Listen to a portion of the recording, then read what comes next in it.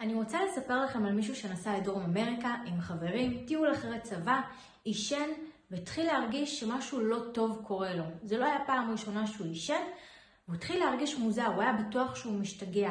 הוא הלך לישון, ביום למחרת עדיין הרגיש לא טוב, הרגיש מוזר, משהו לא בסדר, כאילו הוא משתגע.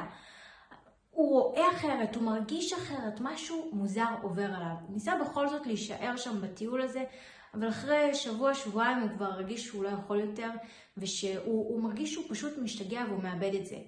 הוא חזר לארץ, מצא את ערוץ היוטיוב שלי, הגיע אליי ויצא מזה. אני רוצה לספר לכם איך הוא יצא מזה כדי לתת גם לכם תקווה, שאם אתם במצב דומה לשלו, גם אתם יכולים לצאת מזה. אז בואו נעשה פתיח קצר, ואז אספר לכם בדיוק מה קרה.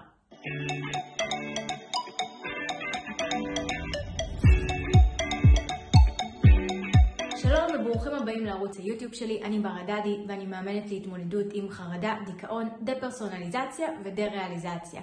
והיום אני רוצה לספר לכם על מישהו שהגיע אליי לתהליך, אני מכירה אותו באופן אישי, וזה התחילו באמת מקנאביס בטיול בדרום אמריקה, כמו שסיפרתי לפני, ואני רוצה לספר לכם איך הוא יצא מזה.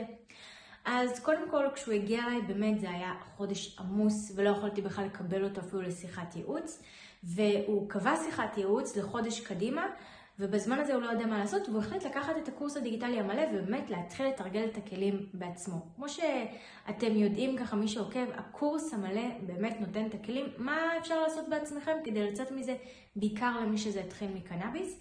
והוא החליט לקחת את הקורס ולהתחיל, ואז להגיע לפגישה. והוא התחיל באמת הקורס, ואחרי שבוע-שבועיים, משהו כזה, הוא כבר כתב לי, אני מרגיש הרבה יותר טוב, אני מרגיש שכבר אני לא מנותק, אבל עדיין אני לא מרגיש שלגמרי חזרתי לעצמי. אמרתי לו, אין בעיה, תראה, יש לנו פגישה עוד שבוע, תמשיך עם הקורס עד אז, ועוד שבוע אנחנו ניפגש ומשם נמשיך.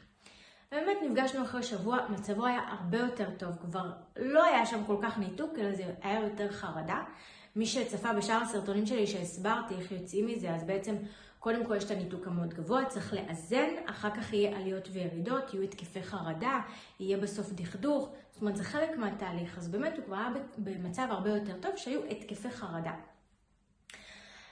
הכוונתי אותו כמובן להמשיך עם חלק ב' ששם זה בדיוק הכלים להתקפי חרדה, שאלתי אותו אם יש דברים שמפחידים אותו, איתרתי כל מיני מחשבות מפחידות ועשיתי לו ככה סדר בדברים, והכוונתי אותו בדיוק מה לעשות. ושאלתי אותו האם הטיול נגמר, האם הוא מרוצה מזה שהוא חזר, כמה זמן הוא היה. באמת הוא היה בחול תקופה מאוד מאוד קצרה, באמת פחות מחודש, והטיול המתוכנן לכמה חודשים. ובכל הזמן הזה החברים עדיין מטיילים בחול. ואמרתי לו דבר כזה, אמרתי לו, תקשיב, אתה חוזר והמשיך את הטיול שלך. אם אתה לא תחזור, זה יקבע אותך, אתה תרגיש שהדבר הזה פשוט שיתק לך את החיים וזה יהיה איזושהי טראומה. אתה עושה את התרגילים האלה, אתה שומר את הכסף, ואתה עוד חודש, חודשיים, אתה כבר כותב לי שאתה על מטוס. תשלח לי סלפי, תגיד לי שאתה על המטוס, תחזור להיות עם החברים. כי בסופו של דבר, כל הדבר הזה פאניקה, זה פחד, זה לחץ, שחרר. כמובן שהסברתי לו שההתקף הראשוני, כי זה מה שמאוד מפחיד בדרך כלל אנשים, שההתקף הראשוני הוא הגיע בגלל שהחומר שהוא לקח היה מאוד מאוד חזק, יחסית למה שהוא יכל, הקיבולת שלו שהוא יכל להכיל ככה בזמן מאוד מאוד קצר, כמות כזו גדולה, וזה השפיע.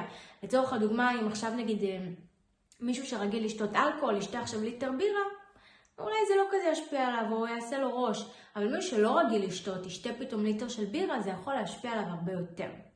ולכן אמרתי לו, הכמות שהוא ישן בעצם וחוזק החומר גרמה להתקף חרדה הראשוני, שזה בעצם היה התקף של ניתוק, ומשם התחיל איזשהו לופ של פאניקה.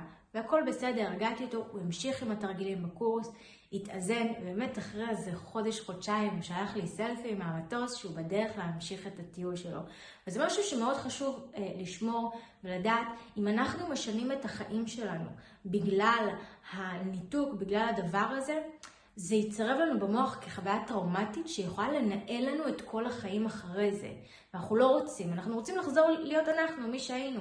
ואם החוויה הזאת פתאום תתחיל לשנות לנו את החיים ולהשפיע לנו על החיים, אז אנחנו לעולם לא נרגיש שאנחנו חוזרים להיות מי שהיינו. אני מקווה שהסרטון הזה עזר לכם להבין שאתם לא משתגעים והכל בסדר איתכם. אם הסרטון הזה עזר לכם, תעשו לייק ותשאירו תגובה כדי שזה יגיע לעוד אנשים במצב הזה ויוכל לעזור גם להם ולתת להם מוטיבציה ותקווה.